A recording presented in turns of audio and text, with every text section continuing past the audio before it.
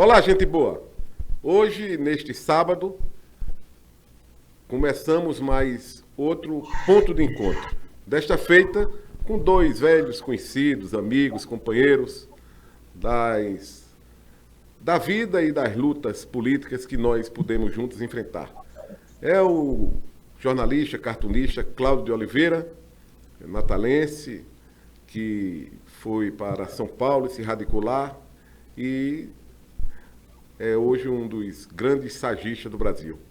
E o outro é o nosso companheiro, advogado, militante das boas causas, Evandro Borges, que agora também está se envolvendo com comunicação, que eu fiquei muito bom porque a gente precisa melhorar o conteúdo e a forma como se conduz a imprensa aqui no Rio Grande do Norte. A imprensa aqui no Rio Grande do Norte é um pouco complicada, mas é muito boa. Pode melhorar. Então, aqui a proposta do ponto de encontro é a gente conversar sobre o que aconteceu na nossa vida, na nossa relação, do momento político, como o mundo está encarando essa nova realidade e o que nós esperamos para o futuro. Cláudio Oliveira e Evandro fizeram um movimento estudantil comigo aqui em Natal na década de 80. Era uma intensa luta e onde começou a nascer esses partidos, por exemplo, como o Partido dos Trabalhadores começou a nascer, era embrionário naquela época. E o partido que a gente não era filiado, mas era membro, era ativista, era o Partidão, o antigo Partido Comunista Brasileiro, se transformou depois em PPS, depois em Cidadania. Então eu começo a conversa por aí. Cláudio, o que foi que mudou daquela época para cá, de final da ditadura, com a conquista da democracia, da liberdade, da livre manifestação do pensamento, de organização partidária, o que mudou nos partidos e nas relações sociais daquela época para hoje?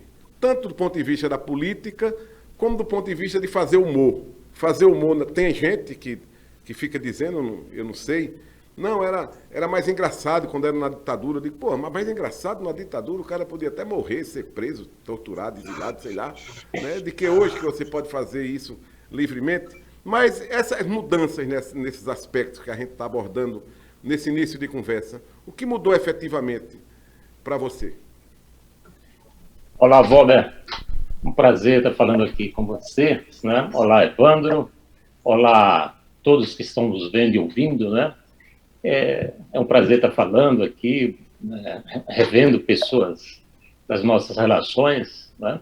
Eu diria que a questão central, fundamental, a grande diferença é que nós nunca tivemos tanta liberdade quanto temos hoje, né? Na década de 80, nós estávamos lutando por um regime democrático, né? Pelo restabelecimento do Estado Democrático de Direito. Então, hoje, nós temos essa liberdade conquistada, né? Liberdade para debater, para discutir, né? Para mudar a sociedade brasileira, né? E desde que a Constituição foi promulgada em 1988, nós tivemos grandes avanços, né? Institucionais, né? Sociais, né? A própria Constituição estabeleceu uma previdência pública universal, como nunca nós tivemos antes, né? Nós temos a aposentadoria rural, nós temos o benefício de prestação continuada, né?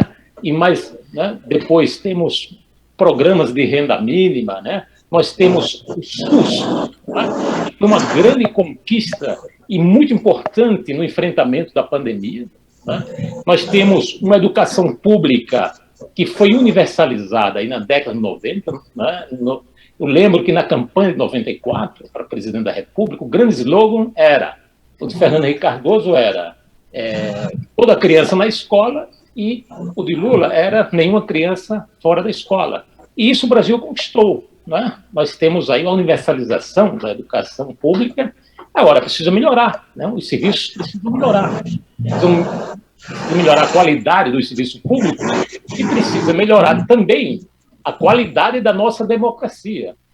Porque nós precisamos melhorar e muito o nosso sistema político partidário.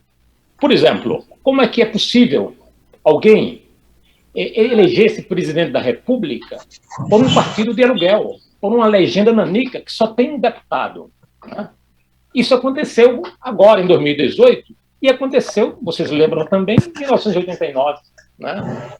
O partido pelo qual o Collor foi eleito presidente da República não existe mais, é o Partido da Renovação Nacional, que ele inventou na época, se juntou com outras legendas de aluguéis e se elegeu presidente da República. Isso é uma coisa terrível, né? Isso é uma desmoralização do sistema político partidário brasileiro. Né? Então, num país democrático, de democracia madura, como, por exemplo, na Alemanha, o sujeito para chefiar um governo, ele precisa, primeiro, chefiar um grande partido. Né? Então, Bolsonaro, por exemplo, nunca sequer foi líder de bancada de deputado na Câmara Federal. Imagine partido político. Né? Então, essa é uma anomalia do nosso sistema político partidário que deve ser amplamente discutido, aprofundado e reformado. Então, nós precisamos melhorar a qualidade da nossa democracia. E, agora, além disso, né, nós estamos numa tarefa urgente, que é de garantir as instituições democráticas que estão ameaçadas. Né? Então, ao mesmo tempo que nós temos muita liberdade, né, nós agora estamos, em vez de estarmos todos discutindo como melhorar a democracia, né, nós estamos discutindo como preservá-la das ameaças, né, de um presidente da República que já apoia manifestações, que propõe o fechamento do Congresso Nacional, do Parlamento, da Suprema Corte do país. Imagine o primeiro-ministro do Reino Unido propondo ou participando de um ato público pelo fechamento do parlamento. E ele, no outro dia, seria imediatamente derrubado por um voto de desconfiança. Um país de tradição democrática como o Reino Unido, onde um parlamento funciona desde 1690, nós temos uma monarquia democrática constitucional. Quer dizer, um primeiro-ministro, por acaso, defender o fechamento da Suprema Corte ou do parlamento do seu país, isso é motivo de derrubada. Ele receberia o voto de desconfiança e não seria mais primeiro-ministro. Imagina nos Estados Unidos. Né? Imagina ele convocando embaixadores do mundo inteiro numa reunião no Palácio de Buckingham, dizendo que o sistema eleitoral inglês era fruto de uma fraude, não era seguro, não era transparente. Imagine aí. Isso é uma coisa inadmissível. Né? Isso é uma coisa inadmissível. É impressionante como no Brasil algumas pessoas normalizam isso e não se indignam, não ficam indignados com esse tipo de coisa. Então, eu sempre me lembro de Enfio, né, o grande cartunista Enfio, que foi um dos maiores cartunistas da década de 70, 80, né, no Brasil. Ele dizia uma coisa: olha, a principal virtude de um cidadão, e de um cartunista, né, e do cidadão, não é nem fazer boas charges, não é ter boas ideias, é ter a capacidade de se indignar. Né? Eu fico realmente muito indignado com o que eu estou vendo no Brasil de hoje. Né? Então, a gente precisa extravasar essa indignação. Mas eu acho que essa é uma grande questão, é que nós estamos com liberdade e nunca, apesar de tudo, o brasileiro discutiu tanta política, ainda que de forma polarizada, muitas vezes radicalizada, sem capacidade de ouvir, né, as diferenças, as diversidades, mas eu sou muito esperançoso, eu acho que nós temos liberdade e nunca o brasileiro esteve tão aberto a discussões políticas. Né? E acho que isso, nós vamos superar essa fase num patamar de qualidade muito bom, né, de politização, de amadurecimento democrático. Né? Eu vejo que esse é um grande patamar. Nós estamos aí vencendo essa crise toda que o Brasil, né, esse deserto, esse travessia do deserto que nós estamos fazendo. Então, quando terminar, eu acho que nós teremos um grande saldo, né, de aprendizado democrático, de valorização das instituições, né, de compreensão das questões da República, da democracia política. Né? Esse ato aí do dia 11 de agosto foi muito bonito, né? Foi uma expressão da sociedade civil, né? Se posicionando claramente. Então, eu sou muito esperançoso. Muito bem. Eu gostaria, né, também de entrar nesse debate e cumprimentar... Não sei se Evandro está me ouvindo. Está me ouvindo, Evandro? Estou ouvindo. Vocês estão me ouvindo bem? Então, tá com um pouco de ruído aí no seu som. Eu não sei o que é, se é vento, se é alguma coisa, ventilador. Segundo aqui o nosso técnico, pode ser um negócio desse assim. Que aí faz um ruído. Pronto. Olha aí, tá vendo? Deve ter melhorado um pouco. Ah, melhorou agora.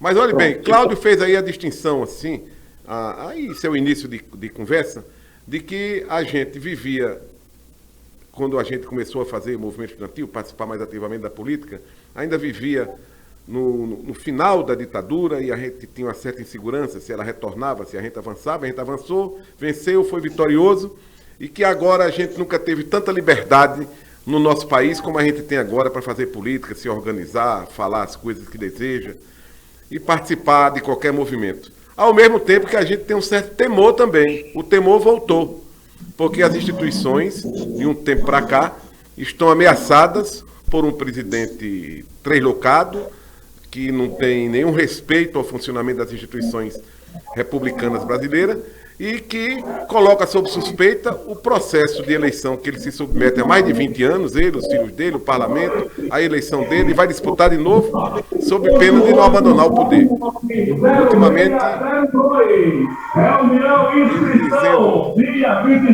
olha, estão fazendo propaganda aí, tá vendo? Propaganda geral aí, viu, Cláudio? Aí, olha bem, então ele está nós estamos nesse patamar. Você também é esperançoso que a gente vá superar esse momento? Olha, primeiro eu gostaria de cumprimentar você, cumprimentar Cláudio Oliveira. É uma satisfação estar com vocês e também com todos que estão nos vendo, nos ouvindo neste dia. Esta questão que você colocou, Bob, é uma questão que nós devemos fazer, esse paralelo do que quando nós militávamos no movimento estudantil e o que é hoje. É claro que esta análise tem que também se reportar um pouco da nossa história. Esse medo de autoritarismo é porque a história brasileira é pontuada também por períodos autoritários, e autoritários fortes. Nós, quando militávamos no movimento estudantil, aos poucos, aquela geração conseguiu fazer uma estratégia pacífica de sair do autoritarismo para um processo de democratização. E todos nós éramos loucos por democracia, aí veio aí a liberdade partidária, quantos partidos surgiram. Depois tivemos uma constituinte, de certa forma, não era originária, como nós, estudantes de direito, imaginávamos e sonhávamos, mas foi uma constituinte que foi possível. E olhe que, quando da promulgação da Constituição de 88, alguns partidos se negaram a assinar a Constituição. E depois, hoje, levanta a bandeira da Constituição sem fazer nenhum processo de autocrítica. Parece até um paradoxo. Mas foi um processo em que nós conseguimos fixar um calendário eleitoral, nós temos uma democracia representativa avançada, as urnas eletrônicas, que não era contestada por ninguém, e a direita, a esquerda, centro, digamos, cantores, jogadores, palhaços, sindicalistas, todos foram eleitos com a urna eletrônica. E agora contestar a urna eletrônica, quando nós tivemos um passado de brejeiras, como nós chamávamos no Nordeste, de falsificação dos resultados das eleições, quando nós estamos tentando aprimorar, acabar a captação ilícita de sufrágio com a lei dos bispos, quando nós temos a obrigação de fazer prestação de contas do processo eleitoral, isso tudo é um avanço dentro da democracia representativa. Mas a nossa democracia, ela é muito mais do que representativa, ela é participativa também. As políticas públicas, quantos colegiados, né, é possível de participação? Nós temos, sim, a dificuldade dessa participação, às vezes uma participação ativa e outras vezes uma participação passiva. Então, o processo democrático, ele digamos assim, é o ar de respiração da sociedade, de vigência do nosso pacto federativo. Esses ataques, né, aos poderes constituídos, a tripartição dos poderes, como Montesquieu, filósofo francês, pensou para um processo democrático, ficamos todos abalados com isso. E quando se tem um referencial histórico do nazifascismo, por exemplo, faz com que se construa frentes mais amplas, frentes consensuais em defesa do processo democrático para a inclusão social, para até uma economia aberta, como é a nossa, uma economia de mercado, onde se floresça essas oportunidades, mas com inclusão social, com dignidade humana. Ora, nós temos índices estarrecedores. 30 milhões de brasileiros estão na fome. Nós temos um índice, veja, Bob, você foi secretário da Educação, nós temos 15% da população brasileira que sequer decodifica o código da língua materna. Isso é muito grave. Como é que nós vamos pensar em uma sociedade digital que ela é inexorável, não tem volta? E aí, como é que nós vamos incluir essa parcela toda da população, que dá mais de 30 milhões de habitantes?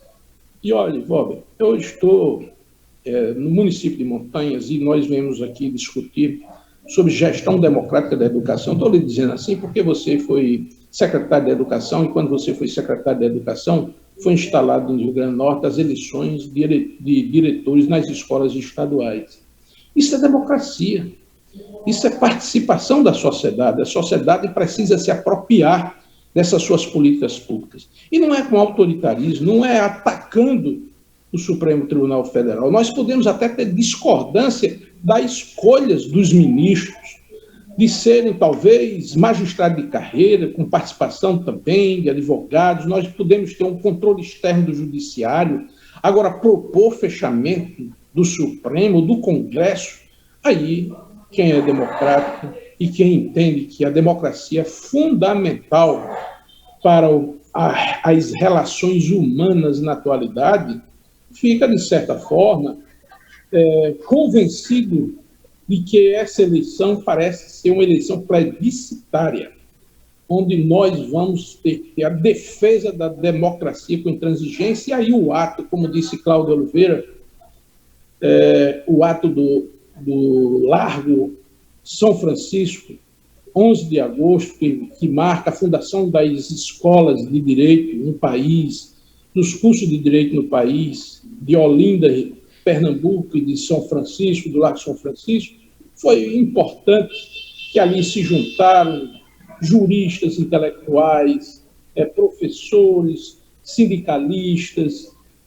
todos que estão envolvidos dentro da formação, da cidadania e da sociedade civil organizada, que participaram desse ato para dizer e se juntar aos membros até do Supremo Tribunal Federal, dizer: deixa a democracia passar, deixa a democracia acontecer.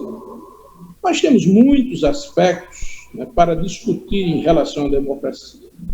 A democracia representativa, a democracia de participação, que a sociedade precisa fazer isso, e não é só através de plebiscito ou de referendo, né, mas de definição das políticas, e políticas que interessam diretamente ao povo brasileiro.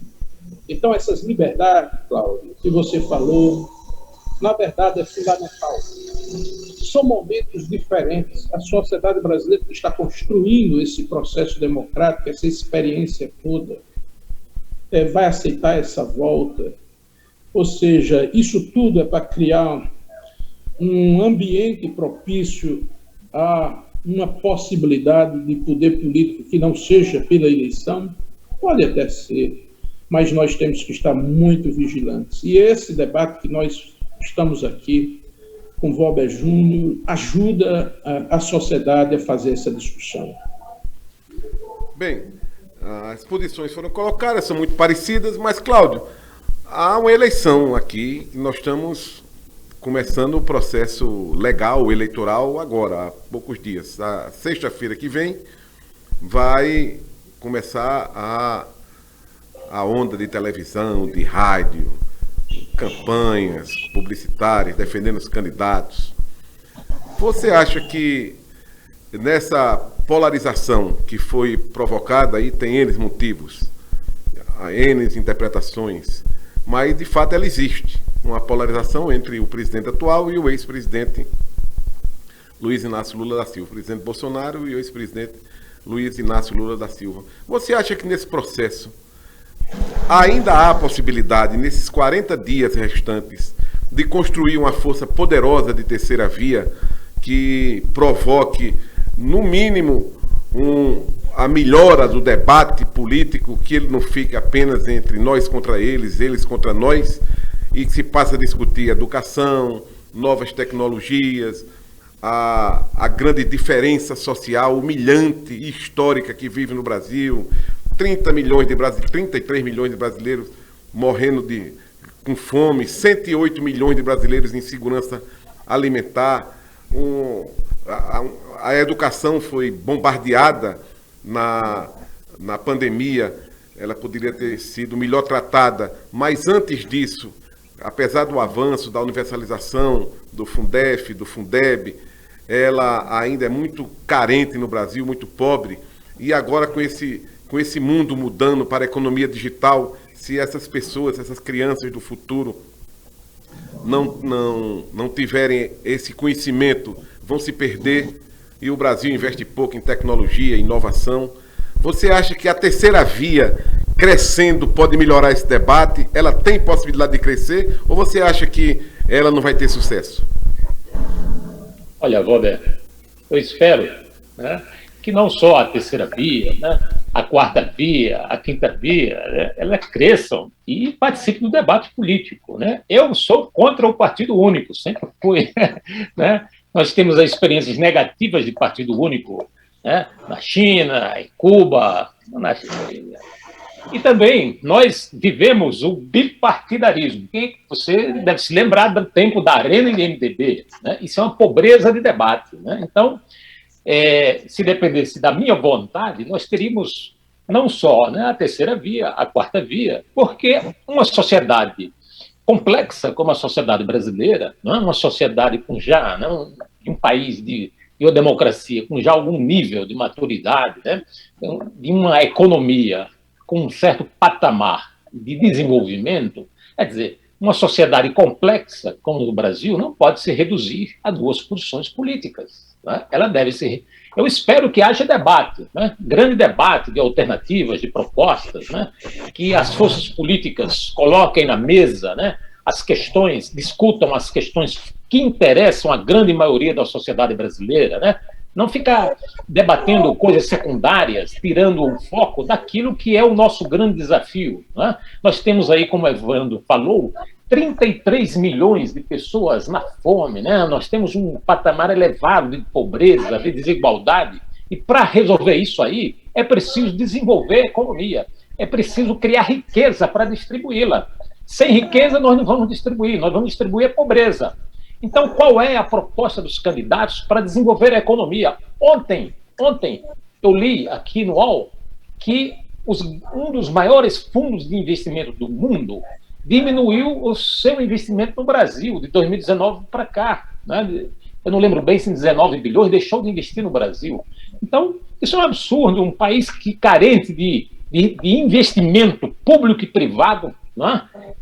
Como nós vamos restabelecer a capacidade de investimento público do país, né? Do setor público? Como nós vamos organizar uma proposta de desenvolvimento que faça a iniciativa privada investir no Brasil, seja o capital estrangeiro, seja o capital nacional? Como vamos organizar, juntar todo esse potencial para desenvolver a economia, para gerar emprego, para gerar renda para os brasileiros? Essa é a grande discussão, né? A taxa de investimento público no Brasil é muito baixa, né? Ronda entre 1% e 2%. O investimento público na China é de 10% do PIB. O Brasil hoje deve estar com uma taxa de investimento geral na economia em torno de 15%, 16%. Na China, o investimento público e privado é de 40% do PIB. Então, para que a gente se desenvolva, você lendo economistas de diferentes tendências, nós precisamos de uma taxa de investimento público de pelo menos 25% do PIB.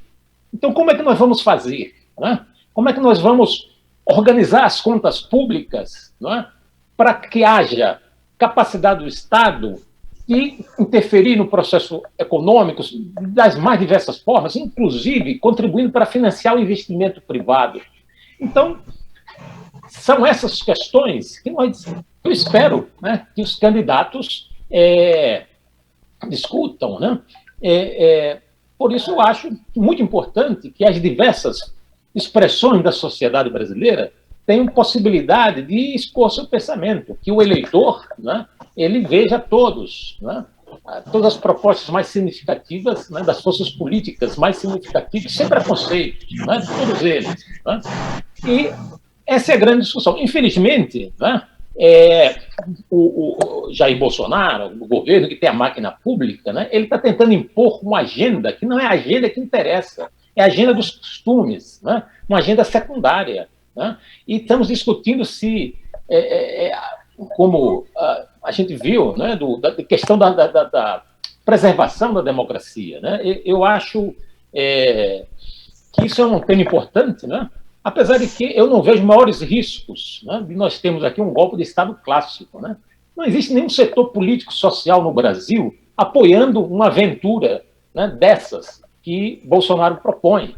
Não existem nem grandes empresários significativos, né, que estejam endossando políticas golpistas, né, tentativas autoritárias. Não existe nenhum governador de Estado no Brasil, né, como tinha em 64. Né, se você vê o governador de São Paulo, que na época era Adhemar de Barros, o governador de Minas, que era Magalhães Pinto, e o da Guanabara, Carlos Lacerda, eles eram articuladores civis do golpe. Hoje isso não existe no Brasil. Né? Não existe nenhum setor econômico, social, né, e nem nas Forças Armadas. Né?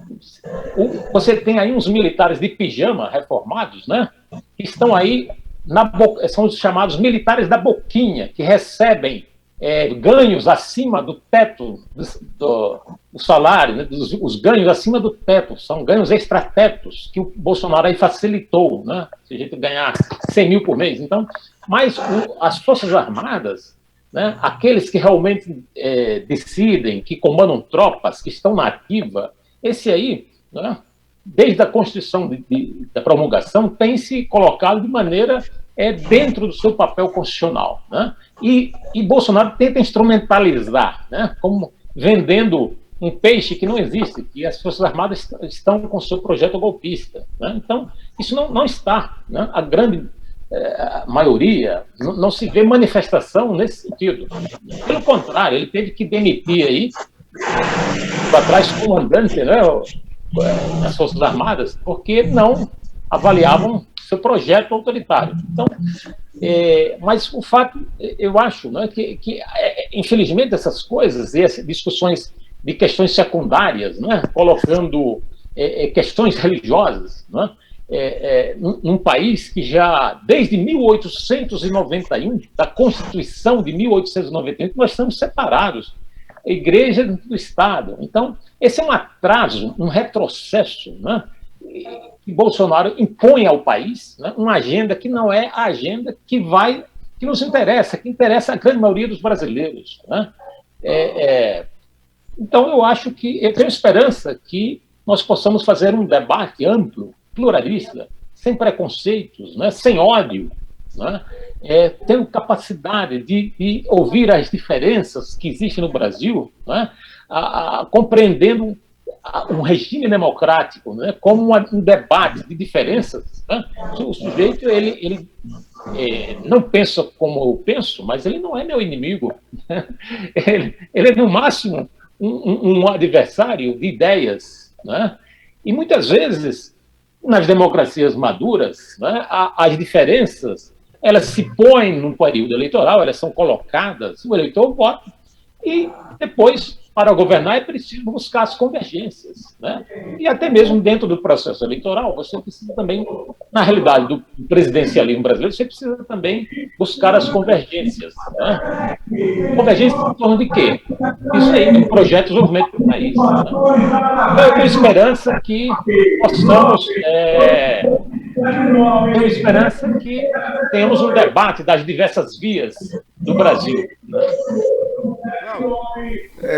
Você colocou bem, mas a questão assim objetiva, que eu vou colocar para a Evandra agora, é se o pensamento dos atores políticos brasileiros mais representativos e as instituições, nesse momento, e você olhando esse quadro, você acha que tem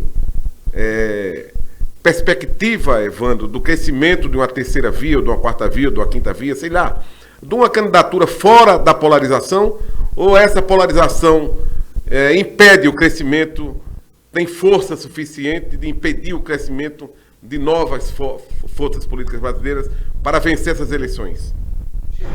A polarização ela já está dada. A terceira via já tentou se articular por diversas maneiras e não tem conseguido. Não tem conseguido até por falta de base social dela. Ou seja, numa eleição, num processo eleitoral, porque o bloco mais à esquerda, capitaneado pelo PT, logo aparece numa crescente. É pela base social, é pela capilaridade que está organizado dentro da sociedade. E nós não podemos chegar agora e dizer que os ultraliberais, o liberalismo, ou até o conservadorismo não está organizado no país. Pelo contrário, ele também tem organizações sociais, tem capilaridade. Não tem, felizmente, a maioria. Então, a terceira via, neste momento, ela não tem sustentabilidade. E aí não cresce, né, como deveria crescer. Não que nós somos aqui a favor de partido único ou de bipartidarismo, nós somos pluralistas, nós temos uma formação plural da sociedade brasileira, pela sua diversidade cultural, pelas suas diversidades regionais, pelos biomas, pela forma em que ocorreram o crescimento econômico, pela inclusão social, pela formação social da sociedade. Então, todos nós temos essa formação pluralista. Gostaria logo de colocar claro disso aí.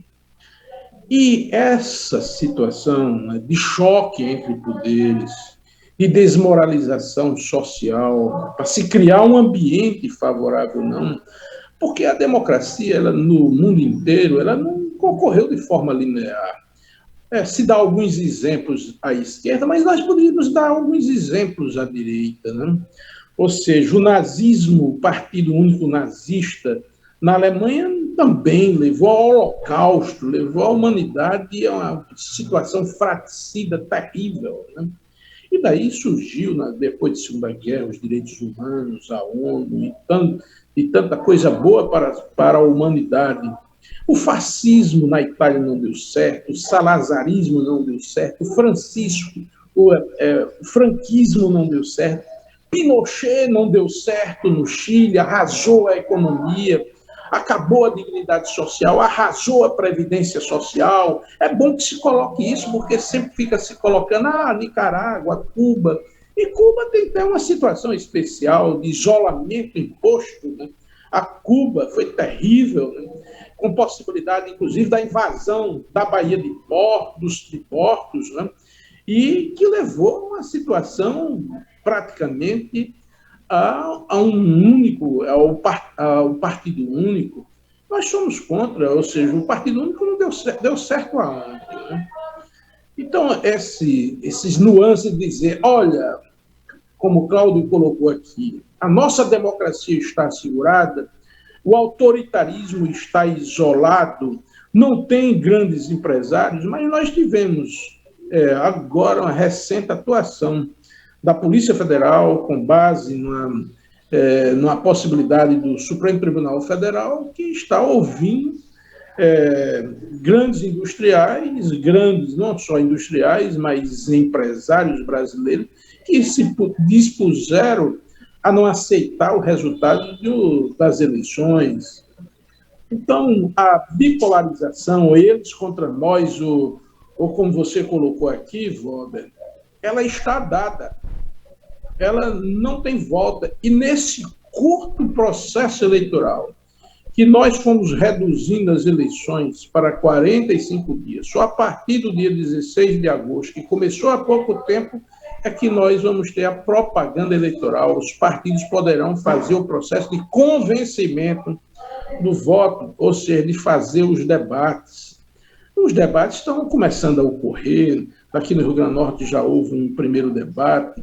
A TV Globo está promovendo alguns debates. Até se pode fazer críticas ao debate que ocorreu com o próprio presidente da República, mas estão ocorrendo os debates. E essas questões do desenvolvimento nacional, os projetos de crescimento, projeto de desenvolvimento para o Brasil, ele vai vir, vai ser aflorado, como também o projeto político.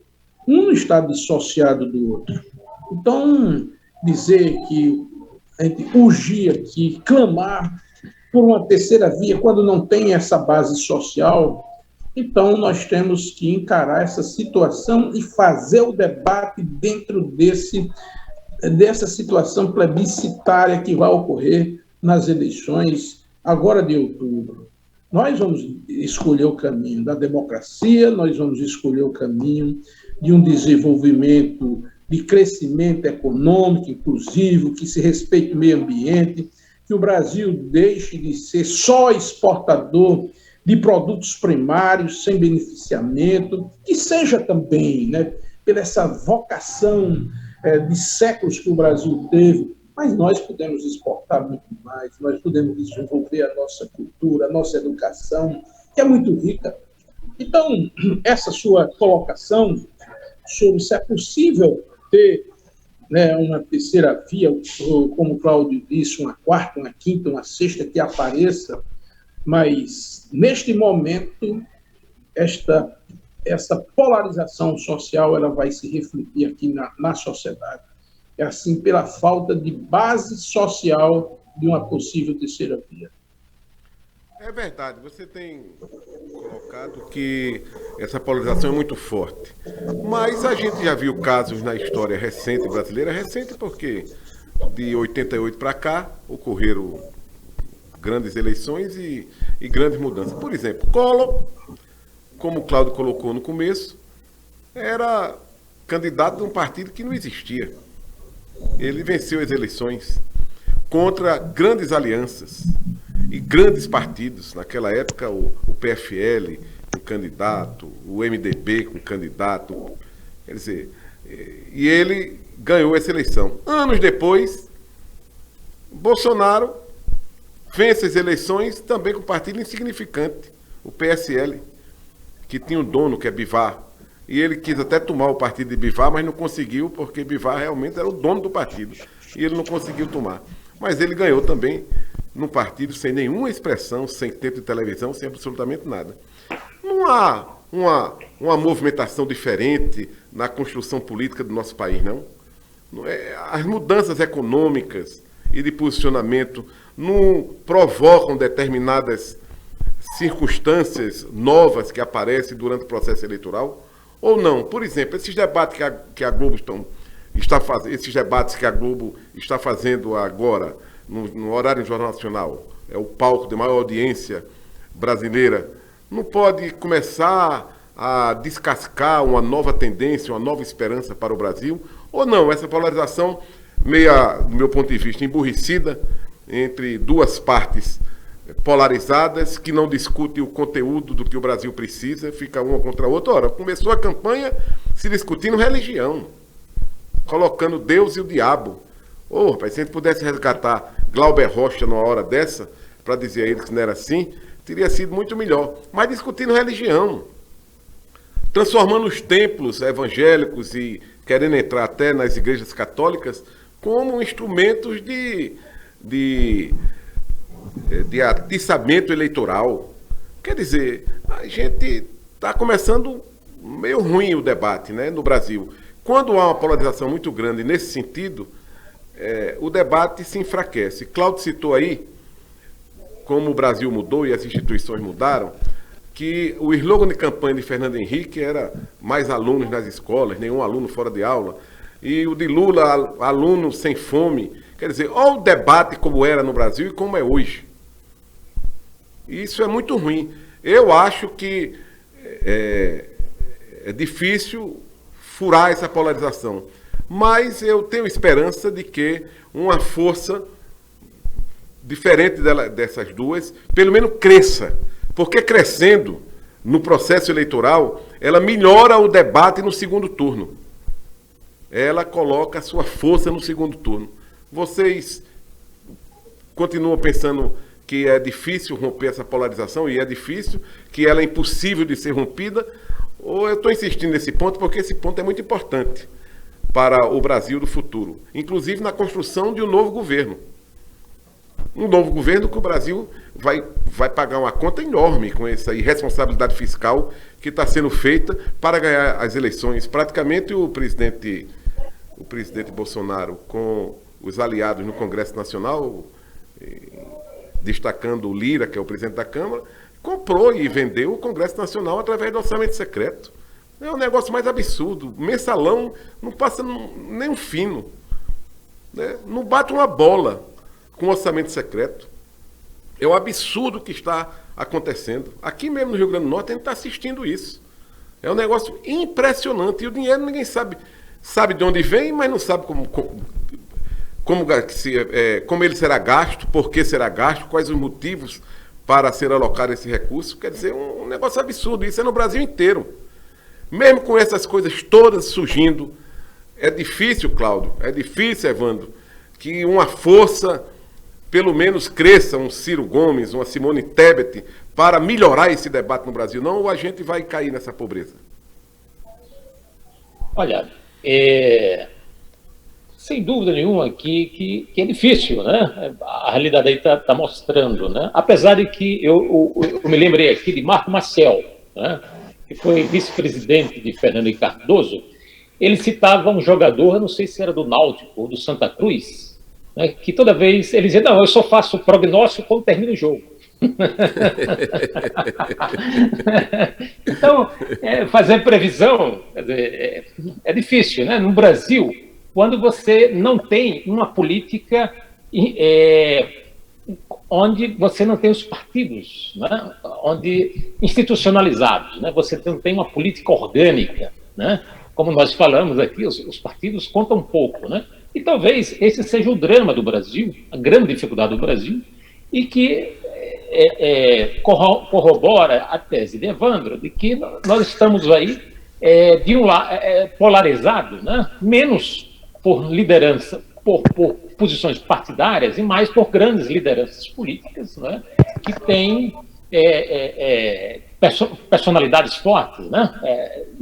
Bolsonaro é uma personalidade, né?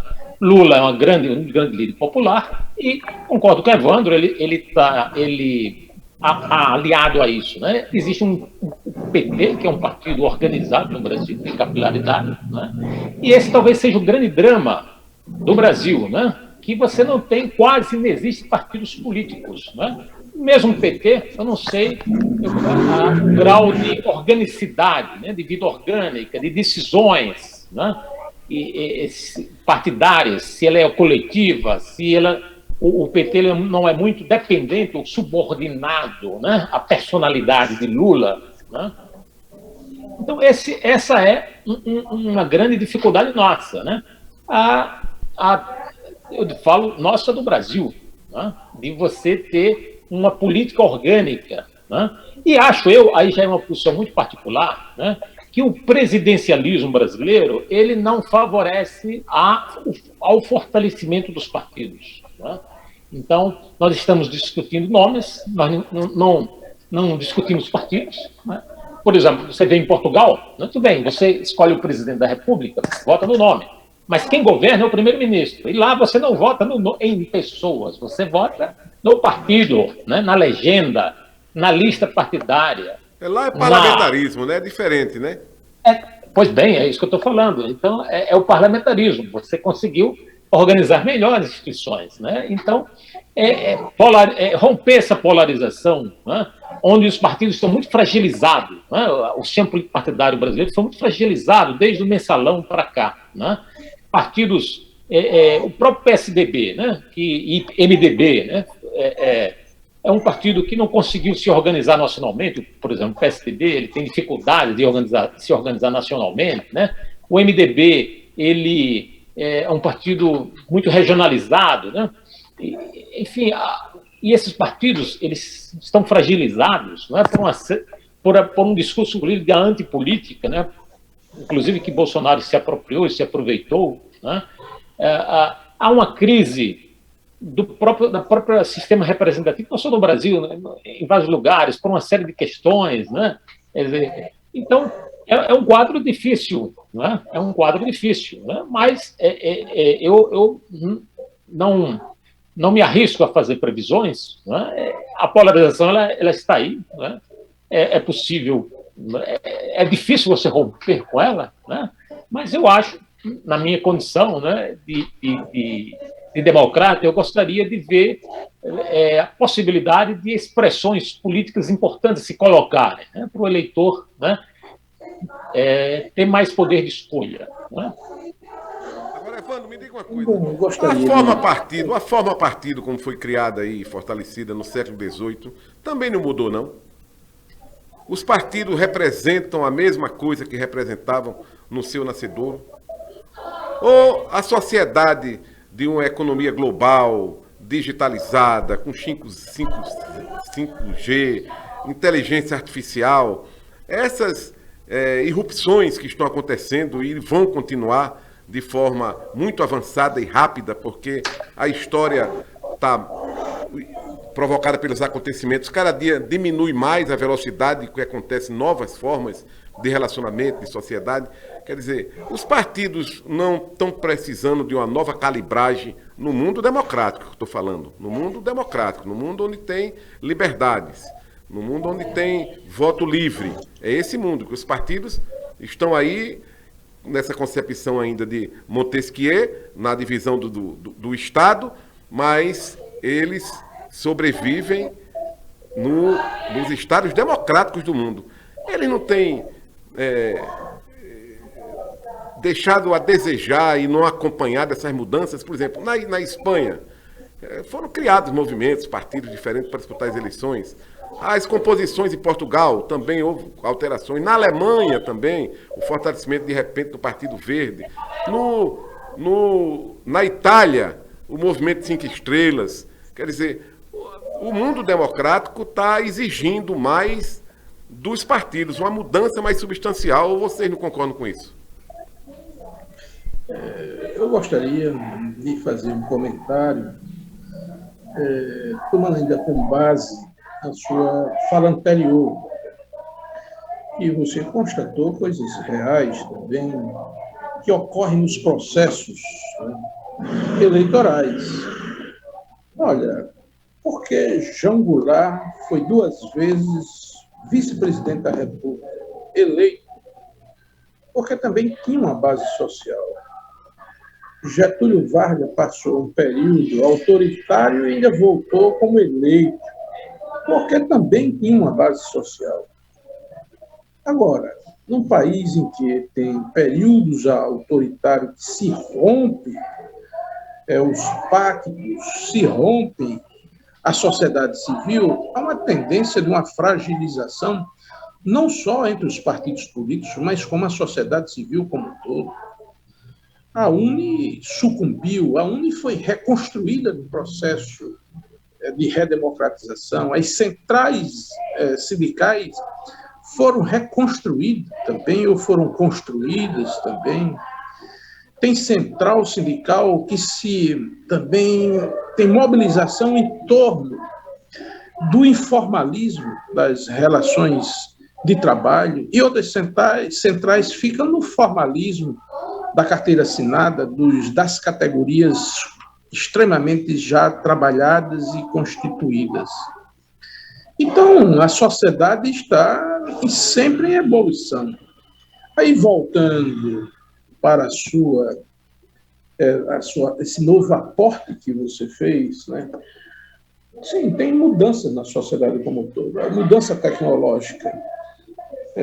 O que nós estamos fazendo nessa live, você em Natal, eu no interior do estado, Cláudio em São Paulo, só é possível pelo avanço tecnológico que é inexorável, que não tem volta, que ou se prepara a sociedade para isto e para a inclusão digital também, nós vamos ter sempre uma parcela substancial nos programas de sustentabilidade social, nos programas de seguridade, porque não tem como incluir. Então, o modelo econômico e o avanço tecnológico também precisa de democratização. E aí os partidos políticos também têm que se transformar, né? Porque o que aconteceu com o Partido Socialista francês, o Partido Comunista francês, a democracia cristã na Itália, o Partido Comunista italiano, esses partidos, digamos, mais tradicionais. No Brasil, em 64, romperam-se os partidos que vinham se transformando a sociedade, o PSD, o PTB, a UDN. Então, houve esse rompimento todo. E a construção de novos partidos, em que bases, né, está sendo construído esses partidos? O Partido Verde é um partido articulado mundialmente, porque a questão ambiental passou a ser um problema da convivência humana, da jornada humana na Terra. Ou seja, a Terra, ela é o nosso lar e nós temos que conviver bem ambientalmente. E aí se aflorou um partido diferente, que foi o Partido Verde, que está no mundo inteiro, os partidos ecológicos. Então, a forma de organização vai interferir também, né, no processo de organização partidária. E isso tudo, né, tem uma série de nuances que a sociedade precisa discutir. Por exemplo, barreiras eleitorais para acesso a fundo partidário, financiamento de campanhas. Enfim, isso tudo está num arcabouço, num bojo de discussão democrática. Então, isso é tudo novo. Enquanto esse parto não se concebe, enquanto ele não se transforma num novo status quo, a sociedade fica nessas demarcas, ida e vinda até o afloramento. Essa avaliação é uma avaliação, digamos assim, histórica, sociológica, que, pela nossa militância, somos até capazes de fazer, né? Que outros podem fazer até com mais propriedade, né? Para dar aportes à sociedade como um todo, para ter a participação, né, inclusiva. Então, os seus dois aportes em relação ao processo eleitoral. Jânio Quadros foi eleito, qual foi o aporte social dele? Collor foi eleito? Foi. Qual foi o aporte social dele? Bolsonaro foi eleito? Foi. Nós não podemos subestimar a organização de direita que estava por trás de uma eleição também do atual presidente da República. Não podemos subestimar isso. Então, a sociedade em evolução, os partidos políticos também devem se transformar. O PPS, em que você, por exemplo, é membro, é fruto de uma tentativa de mudança, ou seja, do Partido Comunista, historicamente, o que representou para o PPS e para hoje o Cidadania. Veja que o Cidadania está numa federação com o PSDB. Então, tudo isso é transformação, é busca dessas mudanças. Mas as mudanças também, elas precisam ser mudanças populares, precisam ser mudanças na sociedade como um todo, em todas as políticas e na forma de organização. Se isso não se dá, essas eleições que surgem como diferenciais, elas não ocorrem permanentemente, elas surgem, aparecem. Me permita, colocar uma sugestão e gostaria até de ver um comentário de vocês. Essa história da corrupção é uma coisa para botar debaixo do tapete ou se enfrentar? Quando Lula se elegeu pela primeira vez, criou um grande conselhão, um conselhão da República, conselhão que se propunha a ser um conselho político, um conselho econômico, de garantias de estabilidade econômica, calçada no plano real, calçada num plano que deu certo. Por que não se fazer um conselhão para não permitir a corrupção nesse país? Tem instrumentos legais? Tem. Tem legislação? Tem. Tem organismos que fiscalizam? Tem. Mas é necessário avançar com um tipo de alguma coisa desse tipo, ou vamos botar tudo isso debaixo do tapete e dizer que isso não existe e acabou-se? Ou seja, que ocorreu recentemente, né, com Sérgio Moro é uma coisa que desprezível e acabou-se. Nós precisamos dar tratamento a isso. Não podemos ficar se omitindo, não. Precisamos dar tratamento a isso. E pode ser. Por que não fazer um grande conselhão pela probidade, pela retidão? Isso não ajudaria nesse estágio da sociedade brasileira? Acho que ajudaria bastante. Mas eu gostaria até da opinião de vocês sobre isso. Olha, faltando quantos minutos, Cláudio? Nós temos 4 minutos ainda de programa. Então a gente tem que ser um pouco conciso, né? Eu vou dar minha opinião rapidamente a Evandro aí, que ele pediu. Eu acho que o que combate a corrupção é mais democracia, é mais fortalecimento das instituições democráticas, é mais fortalecimento dos sistemas de controle, é mais liberdade para as pessoas se expressarem e a imprensa funcionar. Isso é o que combate a corrupção. Os países que têm menos corrupção no mundo são os países mais livres do mundo. Os países menos livres são os países que têm uma taxa de corrupção muito grande. A China, por exemplo, é um negócio absurdo. Cuba, que você citou aí, também é um negócio absurdo. É um grupinho mandando em tudo há não sei quantos anos. A intenção, a boa vontade, o espírito revolucionário, é tudo muito bonito. Mas está lá mandando há muito tempo. E não tem liberdade para absolutamente nada. E no sistema capitalista, que é desorganizado, também floresce a corrupção. Mas na Noruega, na Finlândia, na Alemanha, na Suécia, na Suíça, que são países absolutamente livres, o índice de corrupção é muito menor. Aqui, o Uruguai é um índice de corrupção muito menor do que no Brasil. E funcionam muito bem as instituições. No Chile também. Enquanto ao Sérgio Moro, vamos deixar para outra ocasião. Falta muito pouco tempo. Mas ele agora é candidato ao Senado. Ele foi capturado pelo Podemos, através de Álvaro Dias, que era seu amigo particular, estimulou para ser candidato a presidente da República. Ele tentou ser candidato a presidente da República, não conseguiu. Depois mudou de partido, não deu satisfação ao Podemos. Depois foi para São Paulo. Em São Paulo também não conseguiu. Voltou para o Paraná e está disputando com o senador Álvaro Dias, que está com a gota com ele. Mas aí é um capítulo à parte. É essa mais ou menos minha opinião. E a sua, Cláudio, para a gente terminar aí o nosso programa respondendo ao nosso companheiro Evandro. Olha, Bob, veja você, 75% das pessoas no Brasil não trabalham na indústria nem na agricultura, trabalham no setor de serviço. 85% nos Estados Unidos no mundo inteiro, viu, Cláudio? No mundo inteiro. Então, assim, os partidos que se organizaram em uma base social, por exemplo, os partidos trabalhistas, social-democratas, socialistas, comunistas, baseado no operário industrial, esses aí perderam bases. Acabou. Acabou. Né?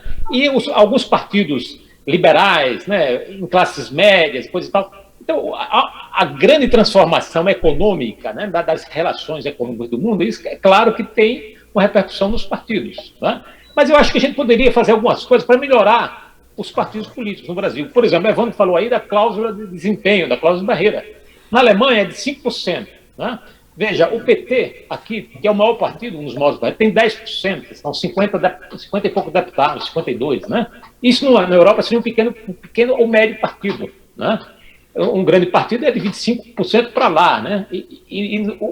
Então, por exemplo, você definir uma cláusula de barreira, em vez de ter 24, você teria aí, como tem na Alemanha, 6, né? E, inclusive, facilita o controle da sociedade, porque eu não sei quais são os 24 partidos que têm representação na Câmara dos Deputados, não sei quem são os líderes, não sei quais são as suas posições. Agora, eu sei mais ou menos quais são os 6 partidos da Alemanha, eu sei, né? Tem uma proposta boa aí, que é do voto distrital misto, né? Isso pega o voto majoritário, né, o sistema majoritário, o sistema proporcional, e junta as virtudes de ambos. Né? Na Alemanha é mais ou menos assim, né?